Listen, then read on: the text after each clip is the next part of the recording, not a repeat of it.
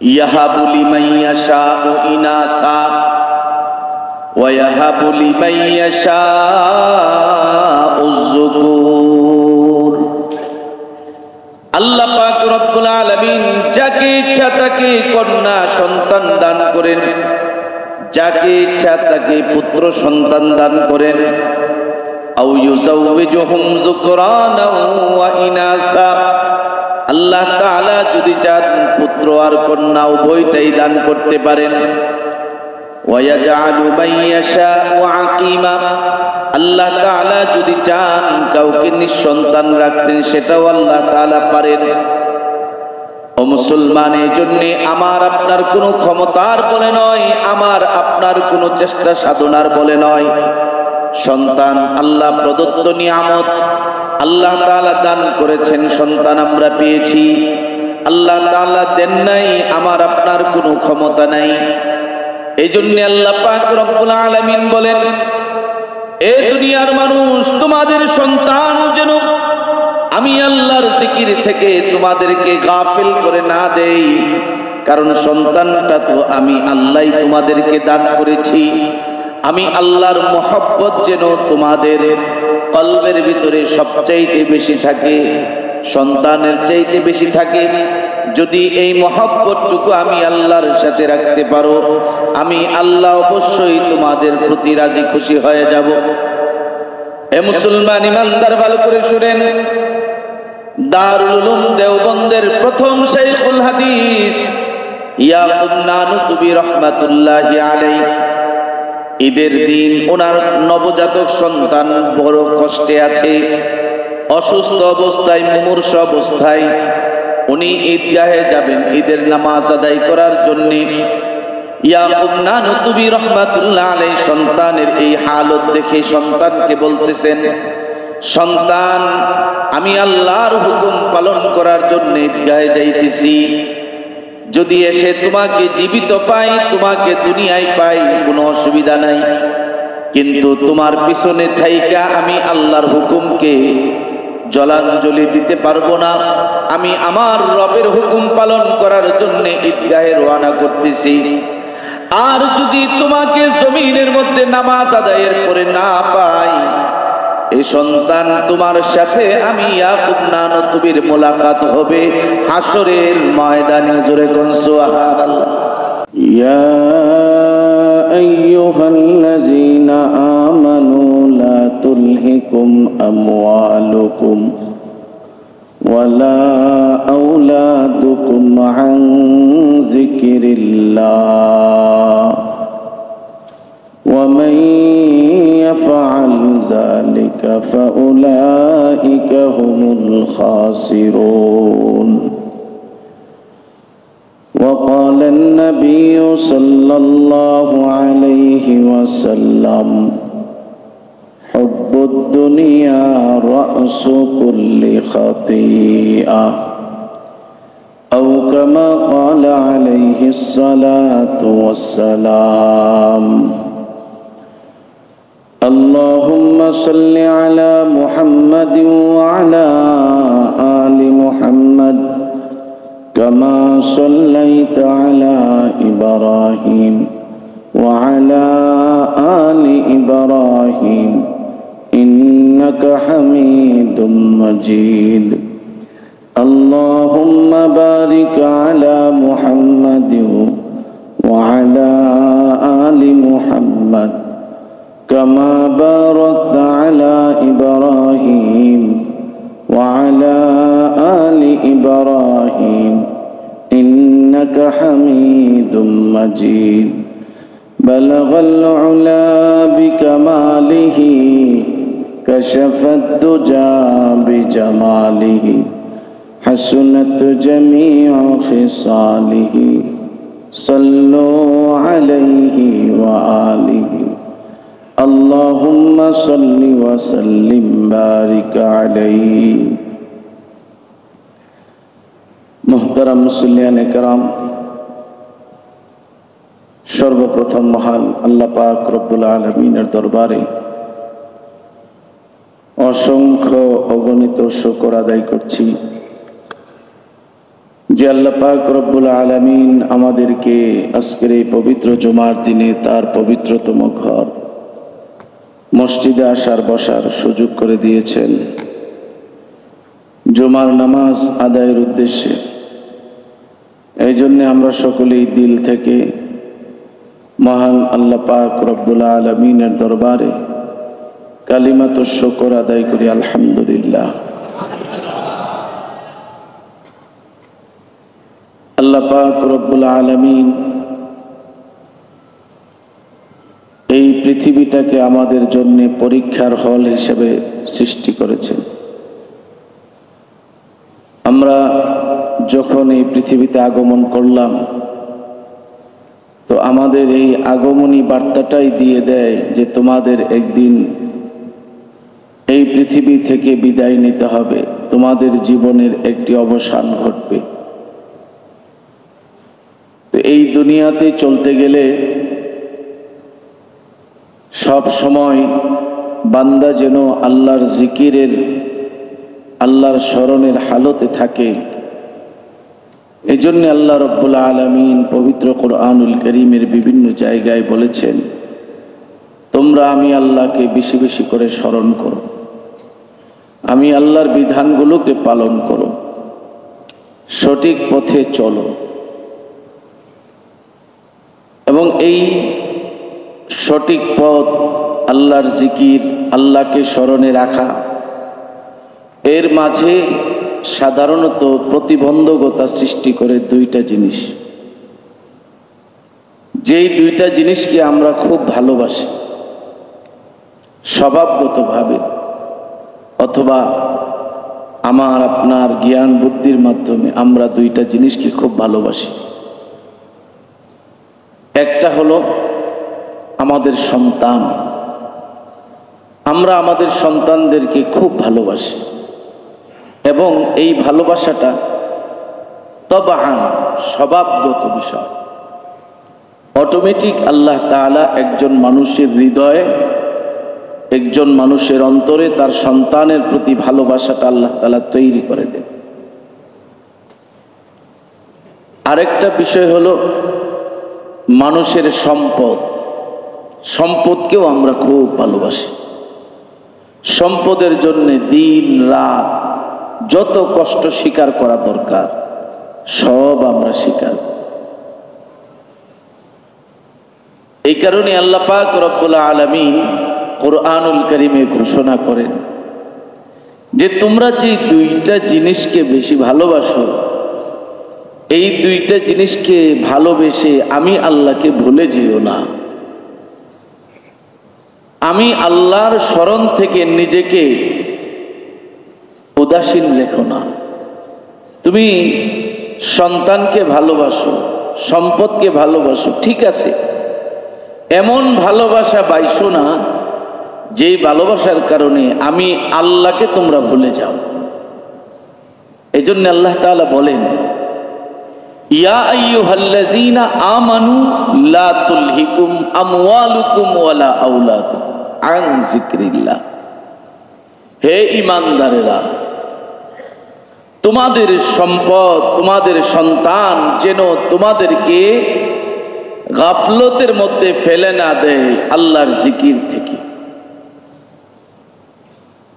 সন্তানকে ভালোবাসা দূষণীয় নয়, সম্পদকে ভালোবাসা দূষণীয় নয়, তবে হ্যাঁ, তখনই দূষণীয় হবে যখন সন্তানকে ভালোবাসতে গিয়ে, সম্পদকে ভালোবাসতে গিয়ে আল্লাহকে ভুলে যাবে, তখন এটা হবে দূষণীয়।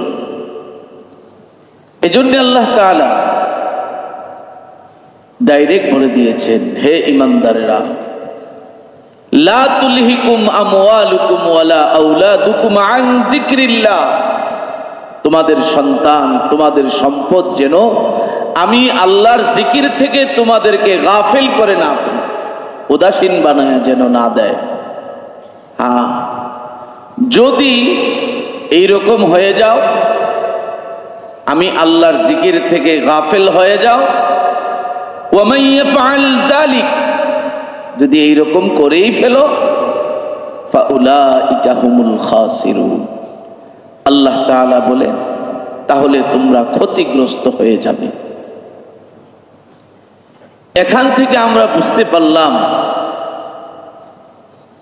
ভালোবাসার একটা মানদণ্ড আছে, যে আমি আমার সন্তানকে ভালোবাসবো ততক্ষণ পর্যন্ত যতক্ষণ পর্যন্ত আমার আল্লাহ রাজি খুশি থাকে। যদি এইরকম হয় সন্তানকে ভালোবাসতে যায় আল্লাহর হুকুমের পালনের মধ্যে ব্যাঘাত করতেছে, তখন মনে করবেন যে আপনি ধরা খেয়ে গেছেন। এজন্য আমাদেরকে একটু সতর্ক থাকা। সন্তান অবশ্যই আমাদের ভালোবাসার পাত্র, এর মধ্যে কোনো সন্দেহ নাই। এবং এই ভালোবাসাটা আল্লাহ প্রদত্ত ভালোবাসা, এটা নতুন করে প্র্যাকটিস করে শিখে ভালোবাসা তৈরি হয় না। এটা স্বভাবগতভাবে আল্লাহ তাআলা এই ভালোবাসাটা দান করেছেন, এই মহব্বতটুকু দান করেছেন। এখন আসেন আল্লাহ তাআলা কেন এই কথাটা বললেন যে তোমরা তোমাদের সন্তান সম্পদ এগুলোর প্রতি বেশি মনোনিবেশ করবে না, এবং এই পর্যায়ে করবে না যে আমি আল্লাহর জিকির থেকে তোমরা গাফলতের মধ্যে পড়ে গেছো। কেন বললেন? এখানে একটা জিনিস খেয়াল করেন, এই সন্তান দান করলেন কে? কে দান করছে? আপনারা নিজস্ব কোনো চেষ্টা সাধনায় নিয়ে আসছেন না, এটা আল্লাহ প্রদত্ত দান। সন্তান দেওয়ার মালিক কে? আল্লাহ। যিনি দান করলেন, যিনি আমাকে আপনাকে সন্তান দিয়ে দয়া করলেন, আমরা সেই মালিকের মহব্বত কলবের ভিতরে ধারণ করব। কারণ ইচ্ছা করলে এই সন্তান আল্লাহ তাআলা নিয়ে যেতে পারেন। আমাদের কোনো শক্তি নাই, আমাদের কোনো ক্ষমতা নাই সন্তানকে ধরে রাখার। আছে নাকি এরকম? নাই। তাহলে যিনি আমাকে দয়া করলেন সন্তান দিয়ে, যিনি আমাকে সন্তান দান করলেন, তার মহব্বত থাকবে আমার কলবের ভিতরে সর্বোচ্চ জায়গায়। এটাই আল্লাহ তাআলা চান। কারণ আল্লাহ পাক রব্বুল আলামিন কুরআনুল কারীমে বলেছেন, লিল্লাহি মুলকুস সামাওয়াতি ওয়াল আরদ ইয়াখলুকু মা ইয়াশা ইয়াহাবু লিমান ইয়াশাউ ইনাসা ওয়া ইয়াহাবু লিমান ইয়াশাউ যুকুর আও ইউযাওয়িজুহুম যুকরানা ওয়া ইনাসা ওয়া ইয়াজআলু মান ইয়াশাউ আকিমা ইন্নাহু আলিমুন কাদির। আসমান আর জমিন সব কিছুর মালিক কে? আল্লাহ। ইয়াখলুকু মা ইয়াশা, তিনি যাকে চান তাকে সৃষ্টি করতে পারেন, এই ক্ষমতা একমাত্র কার? আল্লাহ। ইয়াহাবু লিমান ইয়াশাউ ইনাসা ওয়া ইয়াহাবু লিমান ইয়াশাউ যুকুর। আল্লাহ পাক রব্বুল আলামিন যাকে ইচ্ছা তাকে কন্যা সন্তান দান করেন, যাকে ইচ্ছা তাকে পুত্র সন্তান দান করেন। আও ইউযাওয়িজুহুম যুকরানা ওয়া ইনাসা, আল্লাহ তাআলা যদি চান পুত্র আর কন্যা উভয়টাই দান করতে পারেন। ওয়া ইয়াজআলু মান ইয়াশাউ আকিমা, আল্লাহ তাআলা যদি চান কাউকে নিঃসন্তান রাখতেন, সেটাও আল্লাহ তাআলা পারেন। ও মুসলমান, এই জন্যে আমার আপনার কোনো ক্ষমতার বলে নয়, আমার আপনার কোনো চেষ্টা সাধনার বলে নয়। সন্তান আল্লাহ প্রদত্ত নিয়ামত, আল্লাহ তাআলা দান করেছেন, সন্তান আমরা পেয়েছি। আল্লাহ তাআলা দেন নাই, আমার আপনার কোনো ক্ষমতা নাই।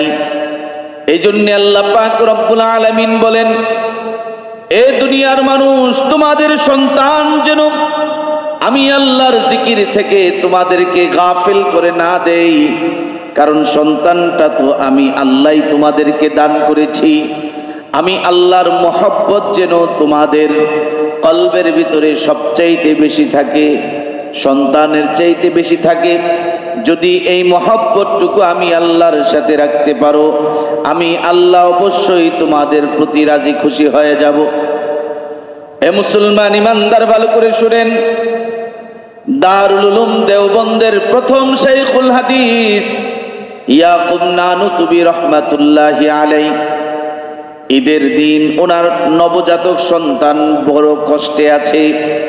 অসুস্থ অবস্থায়, মুমূর্ষ অবস্থায় উনি ঈদগাহে যাবেন ঈদের নামাজ আদায় করার জন্যে। ইয়াকুব নানুতুবি রহমাতুল্লাহ আলাইহি সন্তানের এই হালত দেখে সন্তানকে বলতেছেন, সন্তান, আমি আল্লাহর হুকুম পালন করার জন্য ঈদগাহে যাইতেছি। যদি এসে তোমাকে জীবিত পাই, তোমাকে দুনিয়ায় পাই, কোনো অসুবিধা নাই, কিন্তু তোমার পিছনে থাইকা আমি আল্লাহর হুকুমকে জলাঞ্জলি দিতে পারবো না। আমি আমার রবের হুকুম পালন করার জন্য ঈদগাহে রওনা করতেছি। আর যদি তোমাকে জমিনের মধ্যে নামাজ আদায়ের পরে না পাই, এই সন্তান তোমার সাথে আমি ইয়াকুব নানুতুবির মোলাকাত হবে হাসরের ময়দানে। জোরে কোন সুবহানাল্লাহ। উনি প্রমাণ করেছেন যে আল্লাহর হুকুম হলো ঈদগাহে গিয়ে নামাজ আদায় করা। এখন আমি যদি সন্তানের পিছনে দৌড়াই, ফলাফল তো আসবে না। সুস্থতা ও সুস্থতা সবকিছুর মালিক কে? আল্লাহ। তো আল্লাহ যেহেতু সুস্থতা দেওয়ার মালিক, তো আমি সেই রবের হুকুম পালন করার জন্য যাইতেছি। এখন যদি তোমাকে আমি আইসা সুস্থ পাই, আলহামদুলিল্লাহ। আর যদি তুমি দুনিয়া থেকে বিদায় নাও, সেটাও আলহামদুলিল্লাহ, কারণ আল্লাহর দেওয়া আমানত আল্লাহ নিয়ে গেছে, আমার কোনো ক্ষমতা নেই। কিন্তু তোমার মহব্বতে পরে আমি নামাজ ছাইরা দিতে পারবো না, আল্লাহর হুকুমকে আমি কোরবানি দিতে পারবো না। দেখেন, এখানে উনি প্রমাণ করেছেন যে সন্তানের চাইতে যিনি সন্তান দিয়েছেন সেই মালিকের মহব্বত তার কলবে সবচাইতে বেশি।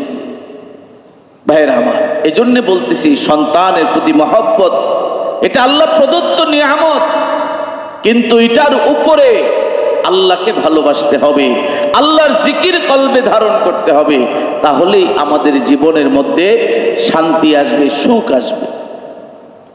এমনি ভাবে সম্পদের প্রতিও আমাদের একটা মহব্বত তৈরি হয়ে যায়। আর এই সম্পদের প্রতি মহব্বত, এটাই হলো দুনিয়ার ভালোবাসা, দুনিয়ার প্রতি মানুষের লোভ লালসা। রাসূল করিম সাল্লাল্লাহু আলাইহি ওয়াসাল্লাম বলেন, হুব্বুদ দুনিয়া রাসু কুল্লি খাতিআ। দুনিয়ার ভালোবাসা সমস্ত গুনাহের মূল। দুনিয়ার প্রতি লোভ লালসা হয়ে যাওয়ার কারণে দেখা যায় মানুষ চুরি, ডাকাতি, রাহাজানি, খুন, সমস্ত রকম অপকর্মের সাথে জড়ায় গেছে। কেউ কাউরে খুন করতেছে কেন? দুনিয়ার লোভে পইরা। সে বেশি দুনিয়া কামাবে, এই জন্য তার পথের কাঁটা সরাই দিছে। এই যে একটা অবস্থা, রাসূল করিম সাল্লাল্লাহু আলাইহি ওয়াসাল্লাম বলেছেন, হুব্বুদ দুনিয়া রাসু কুল্লি খাতিআ।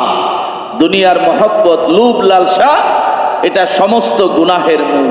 এখান থেকে আমাদের বেঁচে আসতে হবে। রাসূল করিম সাল্লাল্লাহু আলাইহি ওয়াসাল্লাম হাদিসের মধ্যে বলেন, ইউশিকুল উমাম আন তাদা আলাইকুম কামা তাদা আল আকিলাতু ইলা কাসাতিহা। অচিরেই বিধর্মীরা, বিজাতিরা মুসলমানদেরকে গ্রাস করবে। অবস্থাটা কেমন? কই দস্তরখানে খাবার নিয়ে যেভাবে চতুর্দিক দিয়ে মানুষ খায়, মুসলমানদেরকে ওই রকম ভাবে বিজাতিরা, বিধর্মীরা এইভাবে খাবে। সাহাবায়ে কেরাম প্রশ্ন করলেন, ইয়া রাসূলুল্লাহ ওয়া মিন কিল্লাতিন নাহনু ইয়াউমাইযিন। সেদিন কি মুসলমানদের সংখ্যা কম হবে নাকি? রাসূল করিম সাল্লাল্লাহু আলাইহি ওয়াসাল্লাম জবাব দিলেন, বাল আনতুম কাসীরুন ইয়াউমাইযিন। না না, সেদিন মুসলমানদের সংখ্যা কম হবে না, বরং সেদিন মুসলমানদের সংখ্যা অনেক বেশি হবে। ওয়ালাকিন্নাকুম গুসাউন কা গুসাইস সাইল। রাসূল বলতেছেন, মুসলমানদের সংখ্যা বেশি হবে ঠিক আছে, কিন্তু তাদের অবস্থা কেমন হবে জানো? তাদের অবস্থা হবে খড়কুটার মতো। খড়কুটা যেমন পানির উপরে ভাসতে থাকে, মুসলমানরাও এই পৃথিবীর উপরে ভাসতে থাকবে। মুসলমানদের ওয়েট থাকবে না, ওজন থাকবে না, যার কারণে মুসলমানদের এই দুরবস্থা হবে। এরপরে রাসূল করিম সাল্লাল্লাহু আলাইহি ওয়াসাল্লাম বলতেছেন, ওয়ালা ইয়ানজিআন্নাল্লাহু মিন সুদুরিকুম আদুইকুমুল মাহাবা আল্লাহ পাক রব্বুল আলামিন বেঈমানদের অন্তরে মুসলমানদের প্রতি যেই ভয়টা ছিল, ওই ভয়টা আল্লাহ তাআলা ছিনায় নেবেন। কারণ দেখেন, সাহাবায়ে কেরামের জামানায় সাহাবায়ে কেরামকে বেঈমানেরা, বিধর্মীরা এমন ভাবে ভয় পাইতো। কারণটা কি ছিল? কারণ ছিল সাহাবায়ে কেরাম তারা নিজের জানের চাইতে আল্লাহ এবং তার রাসূলকে বেশি মহব্বত করতেন। তারা ঈমানের উপর প্রতিষ্ঠিত ছিলেন, ঈমানী শক্তিতে তারা বলিয়ান ছিলেন, যার কারণে তারা মৃত্যুরকে ভয় করত না। আল্লাহর দ্বীনকে আল্লাহর জমিনে প্রতিষ্ঠিত করার জন্য জান পর্যন্ত তারা উৎসর্গ করতে পারত, কোনো দ্বিধাবোধ করত না। তো রাসূল সাল্লাল্লাহু আলাইহি ওয়াসাল্লাম বলতেছেন, বেঈমানদের অন্তরে মুসলমানদের প্রতি যে ভয়টা থাকবে, এটা আল্লাহ তাআলা ছিনায় নেবেন। আর কি করবেন? ওয়ালা ইয়াকযিফান্না ফি কুলুবিকুমুল ওয়াহনা, মুসলমানদের অন্তরে আল্লাহ তাআলা ওয়াহান নামক একটা রূপ ঢুকায় দিবেন। সাহাবায়ে কেরাম প্রশ্ন করলেন, ওয়ামাল ওয়াহনু ইয়া রাসূলুল্লাহ, এই ওয়াহান নামক রূপটা আবার কি? রাসূল সাল্লাল্লাহু আলাইহি ওয়াসাল্লাম জবাব দিলেন, আল ওয়াহনু হুব্বুদ দুনিয়া ওয়া কারাহিয়াতুল মাউত। ওয়াহান হলো দুনিয়ার ভালোবাসা আর মৃত্যুকে অপছন্দ করা। আজকে দেখেন, দুনিয়ার প্রতি লোভ লালসা দিনকে দিন বাড়তেছে, আর মানুষ মরণকে ভয় পাইতেছে। অবস্থাটা তো এটাই দাঁড়াইছে যে মানুষ দুনিয়ার প্রতি মহব্বত তাদের বাইরে যাবে, লোভ লালসা বাইরে যাবে, আর তারা মৃত্যুকে খুব ভয় পাবে। অথচ এটার উল্টা ছিল সাহাবায়ে কেরামের জিন্দেগি। ওনারা দুনিয়াকে ভালোবাসে নেই, দুনিয়াকে তাদের পায়ের নিচে রাখছে, আর সব সময় আল্লাহর কাছে শাহাদতের তামান্না জন্য দোয়া করছে, আল্লাহ আমাদেরকে শাহাদতের মরণ দিয়ে। ওনারা মৌতকে অপছন্দ করে নাই। কারণ কি? কারণ হলো তারা সব সময় মৃত্যুর জন্য প্রস্তুত ছিলেন। মৃত্যু আমার আপনার যে কোনো মুহূর্তে আসতে পারে, কাউকে সিগন্যাল দিয়ে আসবে না, যে কোনো মুহূর্তে আসতে পারে। আজকে যে আমরা এখানে আসলাম, আবার সুস্থতার সাথে বাসায় ফিরতে পারবো গ্যারান্টি নেই। কত ভাই ঘর থেকে বের হয়েছে, তার কাজের জন্য রাস্তায় অ্যাক্সিডেন্টে চলে গেছে, কেউ জানে না কখন কার হায়াত চলে যায়। দেখেন, একটা জিনিস খেয়াল করেন, ইমাম মালিক রহমাতুল্লাহি আলাইহি, ওনার মনে একটা তামান্না ছিল যে আমার কবরটা যেন মদিনায় হয়। কারণ রাসূল করিম সাল্লাল্লাহু আলাইহি ওয়াসাল্লাম এই মদিনাতুল মুনাওয়ারায় শুয়ে আছে। উনি মদিনা থেকে বের হইতেন না, যে কোনো মুহূর্তে মওত এসে যাইতে পারে, তাহলে তো আমার দাফন মদিনার বাইরে চলে যাবে। এজন্য উনি সবসময় মদিনার ভিতরে থাকার চেষ্টা করেন। এখন বছর তো প্রায় শেষের দিকে, হজের মৌসুম এসে গেছে। এখন উনি পড়ছেন টেনশনে, হাই হাই, হজের জন্য তো মক্কায় যেতে হবে, এখন কি করি? আর মক্কায় যাওয়ার পরে যদি আমার মক্কায় মৌত হয়ে যায়, তাহলে তো আমার কবর হয়ে যাবে মক্কায়, এই টেনশন করতেছে। আবার মনের দিক থেকে যে হজ না পালন করি তাহলে কষ্ট লাগতেছে, হজেও যাবেন, আবার মদিনা থেকে বের হইতেও চাইতেছেন না, এই একটা অবস্থার মধ্যে আছে। উনি রাতের বেলা ইস্তেখারা করছে যে দেখি কোনো দিক নির্দেশনা পাওয়া যায় কিনা। তো রাতের বেলা ইস্তেখারা করার পরে রাসূল করিম সাল্লাল্লাহু আলাইহি ওয়াসাল্লামকে স্বপ্নে দেখছেন। সুবহানাল্লাহ। স্বপ্নে দেখার পরে রাসূল করিম সাল্লাল্লাহু আলাইহি ওয়াসাল্লাম ইমাম মালিক রহমাতুল্লাহ আলাইহিকে 5টা আঙ্গুল এইভাবে দেখাইছেন। এখন উনি ঘুম থেকে উঠা বড় পেরেশানিতে পড়ে গেছেন। 5 আঙ্গুল দিয়ে কি 5 ঘন্টা, 5 আঙ্গুল দিয়ে কি 5 দিন, না 5 সপ্তাহ, না 5 মাস, না 5 বছর, এই তো বুঝতেছেন না। এখন কি করবেন? আরো পেরেশানি বেড়ে গেছে যে আমার হায়াত কি 5 দিন আছে, না 5 মাস আছে, না 5 বছর আছে। আল্লাহর রাসূল সাল্লাল্লাহু আলাইহি ওয়াসাল্লাম তো 5টা আঙ্গুল দেখাইছেন। উনি বুঝতেছেন না, পেরেশানিতে পড়ে গেছে। খাদেমকে পাঠাইছেন, তৎকালীন সময়ে স্বপ্নের তাবির ব্যাখ্যা দানকারী ছিলেন আল্লামা ইবনে সিরিন রহমাতুল্লাহ আলাইহি।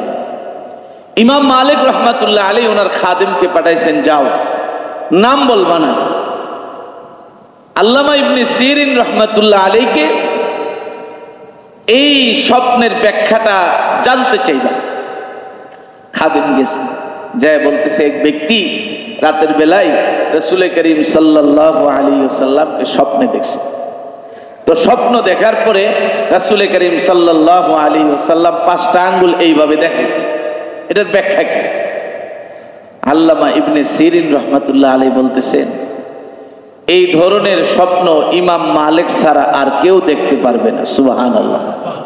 কারণ খাদেম বলতেছে যে আমাকে তো হুজুরে না করে দিল নাম বলার জন্য, নাম যেন আমি না বলি, আমি তো নাম বললাম না, হুজুর তো নিজের থেকে কইতেছে যে ইমাম মালিক ছাড়া তো এই স্বপ্ন কেউ দেখতে পারবে না।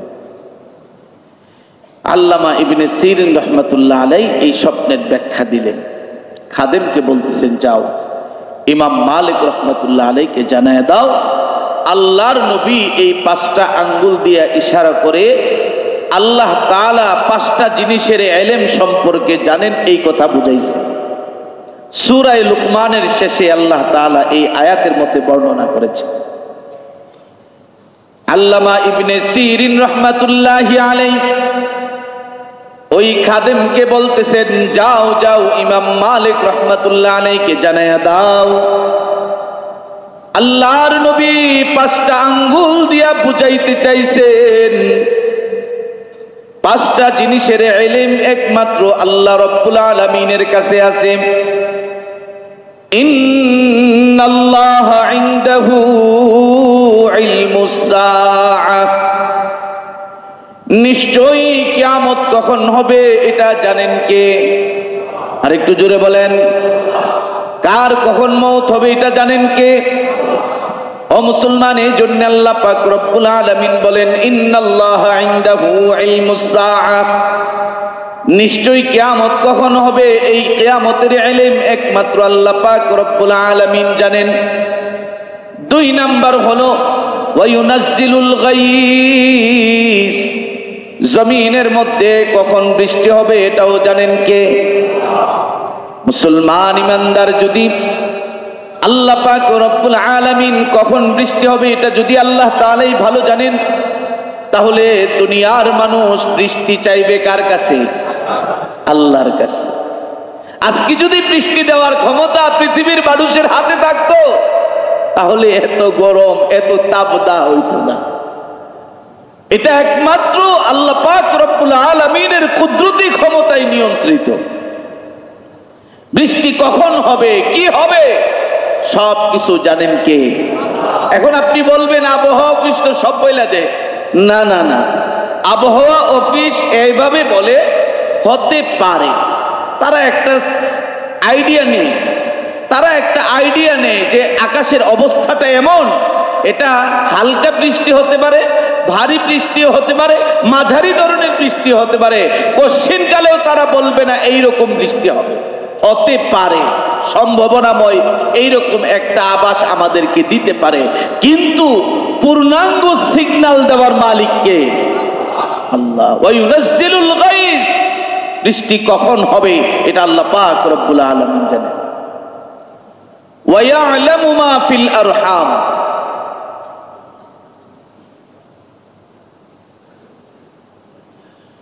ওয়ায়ালামু মা ফিল আরহাম, মায়ের রেহেমে সন্তানটা কি হবে এটাও জানেন কে? হ্যাঁ, এটাও জানেন আল্লাহ। এখন আপনি কইবেন হুজুর ডাক্তারের কাছে গেলে আলট্রাসাউন্ড করে কয়ে দেয় এটা পোলা হইব না মাইয়া হইব, হয় না? এটা 6 মাসের আগে না পরে কইতে। যখন এই নুতফা নাপাক পানিটা এটা একটা গোশতের রক্তের পিণ্ড হয়, গোশতের টুকরা হয়, ওই সময় ডাক্তারের বাফেও কইতে পারতো না। বডি স্ট্রাকচার তৈরি হওয়ার পরে যায় তারা আলট্রাসাউন্ড করে একটা সিগন্যাল দেয়। ধরে নিলাম যে সন্তান পুরুষ হবে নাইলে মেয়ে হবে, একটা কয়া দিল, কিন্তু এই সন্তানটা ভূমিষ্ঠ হওয়ার সময় মৃত হবে না জীবিত হবে ডাক্তার বলতে পারবে? আরো জোরে বলেন, পারবে? ধরে নিলাম এটাও কইলেন যে বাচ্চাটা সুস্থ আছে, ভালোই হবে, কোনো অসুবিধা নেই। কিন্তু এই ছেলেটা দুনিয়াতে আসার পরে সৌভাগ্যবান হবে না হতভাগা দুর্ভাগা হবে, এটা জানেন কে? তাইলে বোঝা গেল আল্লাহ তাআলার যে বিধান, ওয়া ইয়ালামু মা ফিল আরহাম, মায়ের রেহেমের মধ্যে যেই সন্তানটা আসে এটা একমাত্র জানেন কে? আল্লাহ। এরপরে আল্লাহ তাআলা 3 নাম্বার গেল, 4 নাম্বার, ওয়া মা তাদরি নাফসুম মাযা তাকসিবু গাদা, আগামীকাল তুমি কি উপার্জন করবা, তোমার কি রিজিকের ব্যবস্থা হবে, এটাও জানেন কে? আল্লাহ। আজকে আপনি প্ল্যান করছেন কালকা একজন ব্যবসায়ীর সাথে আপনার লেনদেন হবে 10 কোটি টাকার, খুব রাতের বেলায় খুব খুশি, কালকে এরকম একটা লেনদেন হবে, খুব খুশি, ব্যবসা বাণিজ্য ভালোই হবে। কিন্তু দেখা গেল কালকে সকাল বেলায় এই লোক ফোন অফ করে রাখছে, খবর নেই। এই যে খবর নাই, খবরই নেই, তাইলে আপনি চিন্তা করলেন একটা, ফাইসালা হইল আরেকটা। এই জন্য আল্লাহ তাআলা বলতেছেন কালকে, আগামীকাল, ভবিষ্যতে তোমার কি উপার্জন হবে, তোমার রিজিকের কি ব্যবস্থা হবে, এটা একমাত্র জানেন কে? আল্লাহ। 4 নাম্বার। 5 নাম্বারটা, ওয়া মা তাদরি নাফসুম বিআই আরদিন তামুত, আল্লাহ পাক রব্বুল আলামিন বলেন বান্দা কোন জায়গায় তোমার মরণ হবে এটা কেউ জানে না, এটা একমাত্র জানেন কে? এ বান্দা তোমার মরণ আকাশে হবে না জমিনে হবে, তোমার মরণ পানিতে হবে না স্থলে হবে, সব কিছু জানেন কে? মুসলমান ইমানদার আমরা জমিনের মধ্যে দেখতে পাই, আকাশের মধ্যে অনেক সময় বিমান ক্রাশ হয়ে মানুষ মারা যায়, আবার দেখা যায় কারো মউত পানির মধ্যে, নৌকা ডুবে, লঞ্চ ডুবে, বিভিন্ন পদ্ধতিতে তাদের মৌত এসে যাইতেছে। আবার দেখা যায় কারো মৌত রোডের মধ্যে অ্যাক্সিডেন্টের মাধ্যমে হইতেছে, আবার দেখা যায় কারো মৌত ঘরের বিছানার মধ্যে শুয়ে থাকা অবস্থায় হইতেছে, আবার দেখা যায় কারো মৌত হসপিটালের বেডের মধ্যে কাতরাইতেছে, ওখানেই তার মৌত এসে গেছে। আল্লাহ পাক রব্বুল আলামিন বলেন ওয়া মা তাদরি নাফসুম বিআই আরদিন তামুত, এই বান্দা কোন জমিনে কোন হালতে তোমার মৌত হবে এটা একমাত্র জানেন কে? ইমাম মালিক রাহমাতুল্লাহ আলাইহি বুঝতে পারলেন আমার মদিনায় মৌত হবে কিনা না মক্কায় হবে এটা আমার জানার বিষয় না, এটা জানার বিষয় কার? এজন্য উনি ধীর স্থির বা করে নিয়েছেন, না না আমি আল্লাহর হুকুম পালন করার জন্য মক্কায় চলে যাব হজ করার জন্য। যদি আল্লাহ তাআলা ফয়সালা করেন মক্কায় আমার কবর হবে, এটা আমি ঠেকাইতে পারবো না। আর আল্লাহ যদি ফয়সালা করেন মদিনায় আমার কবর হবে, আল্লাহ তাআলা সেটাই করবেন। সুতরাং আমি এই ব্যাপারে চিন্তা না করে আল্লাহর হুকুম পালন করার জন্য হজের উদ্দেশ্যে রওনা হয়ে যাব। এ মুসলমান ইমানদার, এই জন্য বলতেছিলাম কার কখন মৌত এসে যাবে আমরা কেউ বলতে পারি না। এমনও আমরা দেখেছি সন্তান বাবার হাতে সন্তানের লাশ, দাদার হাতে নাতির লাশ, কেউ কারো ধরনের কোনো ধরনের সিরিয়াল মেনটেন করা হয় না। দুনিয়াতে আগমন করার সময় আল্লাহ পাক রব্বুল আলামিন সিরিয়াল মেনটেন করেন, দাদার পরে বাবা আসে, বাবার পরে সন্তান আসে, নাতি আসে, এইভাবে ধারাবাহিকভাবে দুনিয়াতে আগমনের একটা সিরিয়াল মেনটেন করা হয়। আর দুনিয়া থেকে বিদায় নেওয়ার সময় দেখা যায় ওই সময় কোনো সিরিয়াল মেনটেন করা হয় না, দাদা আগে যাবে, তারপরে বাবা যাবে, তারপরে সন্তান যাবে, এমন কোনো সিরিয়াল মেনটেন করা হয়? কি বলেন, সিরিয়াল মেনটেন করা হয় না? না, দেখা গেছে বাবার হাতে সন্তানের লাশ, দাদার হাতে নাতির লাশ, এটাই দুনিয়ার সিস্টেম। এই জন্যে আমরা দুনিয়াতে কে কতদিন থাকবো জানি না, মৃত্যুকে ভয় পাওয়ার কোনো কিছুই নাই। আমি আমার নিজেকে প্রস্তুত রাখি, যখনই রব্বে কারিমের পক্ষ থেকে আমাকে আহ্বান জানানো হবে আমি লাব্বাইক বলে প্রস্তুত থাকবো। এটাই হবে একজন ইমানদারের কাজ। আমি 5 ওয়াক্ত নামাজ পড়বো, সঠিক পথে চলবো, মানুষের সাথে সৎ ব্যবহার করব, আমি আমার নিজেকে কন্ট্রোল করে সুন্দরভাবে প্রতিষ্ঠিত রাখবো। যখন মৌত আসে আমি হাসি মুখে বরণ করে নিব। এটাই হলো ইমানদার মুসলমানের কাজ। আল্লাহ তাআলা আমাদের সবাইকে যেই কথাগুলো বললাম এই কথাগুলোর উপর আমল করার তৌফিক দান করুন।